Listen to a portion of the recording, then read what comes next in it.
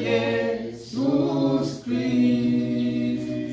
La lecture biblique de ce matin nous vient dans deux livres. Nous lisons d'abord Matthieu 5, Matthieu chapitre 5, 23 à 24. Nous allons terminer avec Marc 11, 24 à 26. Matthieu chapitre 5, 23 à 24.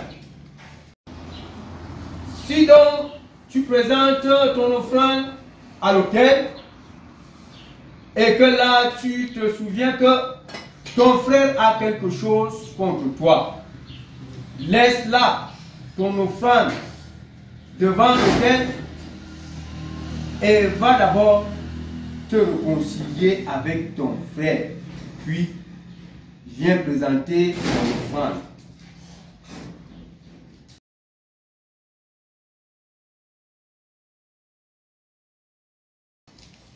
C'est pourquoi je vous dis, tout ce que vous demanderez en priant, croyez que vous l'avez reçu et vous le verrez s'accomplir.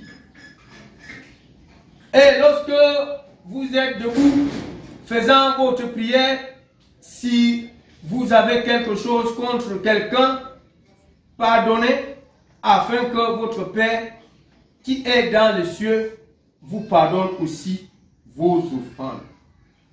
Amen. Merci au Seigneur, toujours, parce que c'est lui qui nous donne le souffle de vie. Si nous sommes debout aujourd'hui, c'est grâce à notre Seigneur et c'est parce qu'il nous aime.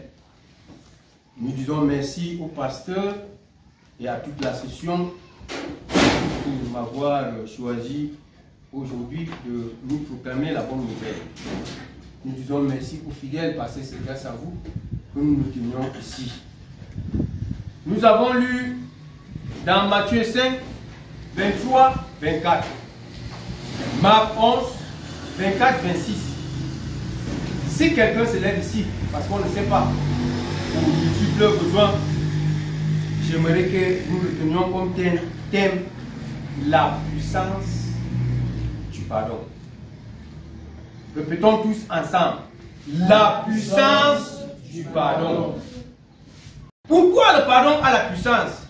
Quelle est la puissance du pardon? Là, il y a quelque chose que nous n'arrivons pas à comprendre, nous les chrétiens. Tout ce que nous faisons sur terre, tout ce que nous allons faire sur terre, si nous ne connaissons pas pardonner, tout ça est vain. C'est zéro. Je sais chanter, je sais jouer les tam-tams, je sais danser. Si je ne connais pas pardonner mon frère, tout ce que je fais est zéro devant Dieu. Bien-aimés dans le Seigneur,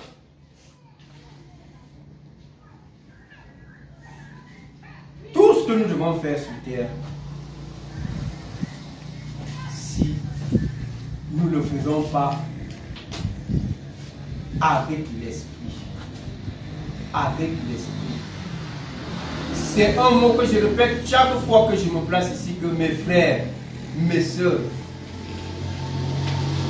faisons beaucoup de choses avec l'esprit et non la chair. Un chrétien doit faire les choses en esprit et non en chair. C'est pourquoi chaque jour, on se tient ici, on parle tous les jours. Il faut que la communauté avance, il faut que la communauté évolue, il faut que la communauté change. Si nous n'avons pas, si chacun d'entre nous ne sait pas pardonner son frère, ça ne sert à rien. On va toujours tourner en rond. On va faire les jeûnes. On va faire tout ce qu'on va faire là. Les congrès de prière, tout ce qu'on va faire. On va même prier 100 ans. Si nous avons des cœurs noirs, si nous avons des cœurs hypocrites, nos prières s'arrêtent ici. Ça ne traverse même pas la porte ici. Ça s'arrête ici. L'exemple nous vient du Seigneur de Jésus. Nous venons de célébrer la Pâque.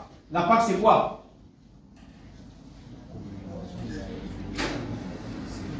à haute voix. Nous étions en train de commémorer la résurrection de notre Seigneur Jésus-Christ. Jésus-Christ est venu mourir pourquoi? Pour nos péchés, n'est-ce pas? Il a vu son Père voulait déjà abolir le monde. Jésus a dit, Père, là je vais mourir pour ces gens. Mais nous, tout pour nous, rien pour les autres. Jésus-Christ vient mourir. On a, vous avez vu comment on a ici, la pointe est là. Que ton nom soit sanctifié, que ton règne vienne, que ta volonté soit faite sur la terre comme au ciel. Donne-nous aujourd'hui notre pain de ce jour. Pardonne-nous nos offrandes. Comment nous? On doit revoir la prière là. La partie là doit être, on doit enlever ça dans la prière. Pardonne-nous nos offenses, comme nous pardonnons aussi à ceux qui nous ont offensés. Est-ce que c'est vrai? Qui pardonne l'autre ici?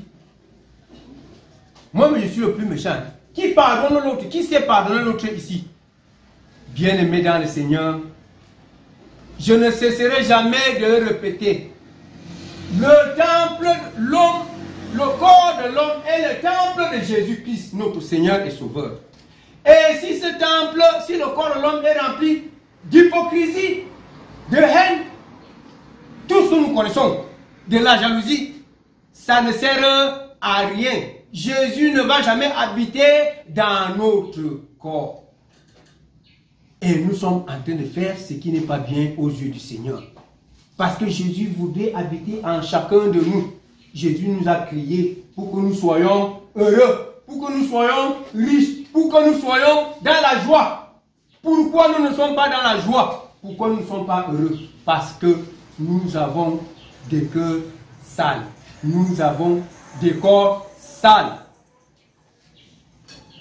Vous comprenez?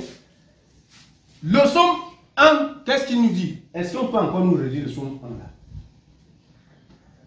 L'homme qui ne marche pas selon les conseils des méchants. Je voudrais ajouter là. Heureux l'homme de Dieu qui ne marche pas selon le conseil des méchants. On continue. Qui ne s'arrête pas sur la voie des Qui ne s'arrête pas sur la voie des pécheurs. Ou encore un tient d'église. À Toto, on va pas la voie. Et il y a un quoi là pour ta loup. Tout pour tu peux bien bas que dans Zambé. On dit n'est pas pour tu peux tomber à dans Zambé. Naya.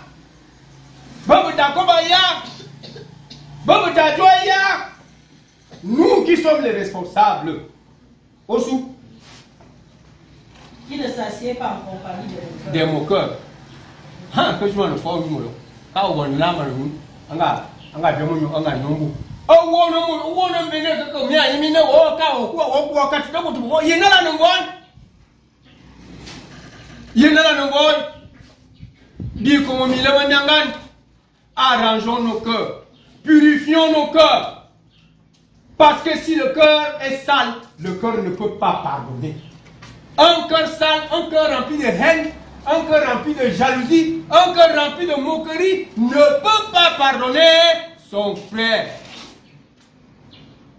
Si nous voulons que nos prières arrivent vers le Seigneur, nous devons purifier nos cœurs. Nous devons laver nos corps afin que Dieu nous pardonne. Et si Dieu nous a déjà pardonné, il va nous donner le cœur aussi de pouvoir pardonner les autres. Chers frères et sœurs en Christ, le pardon a une grande puissance dans notre vie. Pourquoi? Parce que quand tu détestes quelqu'un, quand vous vous croisez, tu envoies les yeux au ciel. Lui, il envoie les yeux à Bamenda. Est-ce que c'est bien? Quand nous allons sortir d'ici, aujourd'hui, en ce dimanche, j'aimerais que nous changions notre façon de vivre. Nous changeons nos cœurs, nous purifions nos cœurs, afin de vivre comme les hommes de Dieu. Le psaume 1 finit en disant, ça continue en disant, la parole de Dieu, de l'Éternel jour et nuit. Et nous, c'est nous, ça finit déjà. Il est comme un arbre planté près d'un courant d'eau. qui donne son fruit en sa saison et dont le feuillage ne se flétrit pas. Ouais, que Dieu m'en a dit, et on le montre en fouman, yo, ouais, mais jamais. Tu ne vas manquer de rien. Si tu manques de quelque chose dans ta vie, pose-toi la question. Qu'as-tu fait en arrière? Rentre en arrière. Demande pardon à ton frère. Arrange avec ton frère.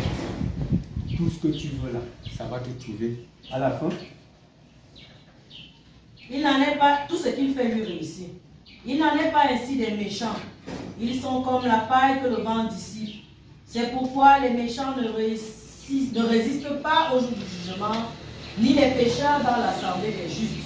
Car l'Éternel connaît la voie des justes et la voie des pécheurs mène. La voie des pécheurs mène dans la ruine. Nous ne venons pas ici pour aller à la ruine. Nous venons ici pour aller au... Qui vient ici pour aller en enfer? Nous venons ici pour aller au ciel. Alors si nous voulons aller au ciel, bien aimés dans le Seigneur, nous devons savoir nous pardonner les uns les autres. Qu'à partir à la sortie de ce culte, si quelqu'un a un petit malentendu avec son frère, qu'il aille arranger avec son frère. Si quelqu'un a un malentendu avec sa femme, qu'il aille arranger avec sa femme, afin que les bénédictions entrent dans nos vies et que nous puissions vivre comme les enfants de Dieu. Nous avons dit la puissance du pardon. Maintenant, nous leur avons limité.